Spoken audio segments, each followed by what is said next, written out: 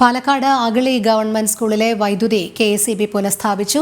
1.5 ലക്ഷം രൂപയിലേറെ വൈദ്യുതി ബിൽ കുടിശ്ശികയായതോടെ സ്കൂളിലെ വൈദ്യുതി ബന്ധം കെ.എസ്.ഇ.ബി. വിച്ഛേദിച്ചിരുന്നു. തുടർന്ന് 15 ദിവസത്തിനുള്ളിൽ കുടിശ്ശിക അടയ്ക്കാം എന്ന ജില്ലാ പഞ്ചായത്തിന്റെ ഉറപ്പിലാണ് വൈദ്യുതി പുനഃസ്ഥാപിച്ചത്. അരുൺ ചേരുന്നു. അരുൺ, വിവരങ്ങൾ.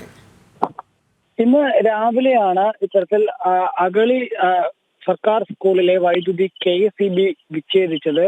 53,000 രൂപയോളം കുടിശ്ശിക വന്നതോടുകൂടെയായിരുന്നു കെ.എസ്.ഇ.ബി. അധികൃതർ എത്തി സ്കൂളിലെ വൈദ്യുതി വിച്ഛേദിക്കുന്ന സാഹചര്യം ഉണ്ടായത്.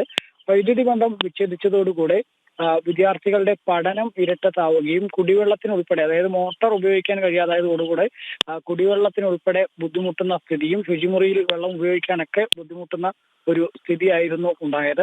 പിന്നീട് നമ്മൾ ജനം TV ഉൾപ്പെടെ വാർത്ത റിപ്പോർട്ട് ചെയ്യുകയുണ്ടായി. ഇതിനിടയ്ക്ക് കെ.എസ്.ഇ.ബി. അധികൃതരുമായി ജില്ലാ പഞ്ചായത്ത് സംസാരിക്കുകയും ചെയ്തു. ഇതോടുകൂടെ 15 ദിവസത്തിനുള്ളിൽ പണം ബാക്കി കുടിശ്ശിക തുക അടയ്ക്കാം എന്നുള്ളൊരു ഉറപ്പിന്മേലാണ് വൈദ്യുതി ബന്ധം പുനഃസ്ഥാപിച്ച് നൽകിയത്. ശരി അരുൺ. പാലക്കാട് അഗളി ഗവൺമെന്റ് സ്കൂളിലെ വൈദ്യുതി കെ.എസ്.ഇ.ബി. പുനഃസ്ഥാപിച്ചു. 1.5 ലക്ഷം രൂപയിലേറെ വൈദ്യുതി ബിൽ കുടിശ്ശികയായതോടെ സ്കൂളിലെ വൈദ്യുതി ബന്ധം കെ.എസ്.ഇ.ബി. വിച്ഛേദിച്ചിരുന്നു. കുടിശ്ശിക അടയ്ക്കാമെന്ന ജില്ലാ പഞ്ചായത്തിന്റെ ഉറപ്പിലാണ് വൈദ്യുതി പുനഃസ്ഥാപിച്ചത്. അരുൺ ആലത്തൂറാണ് വിവരങ്ങൾ നൽകിയത്.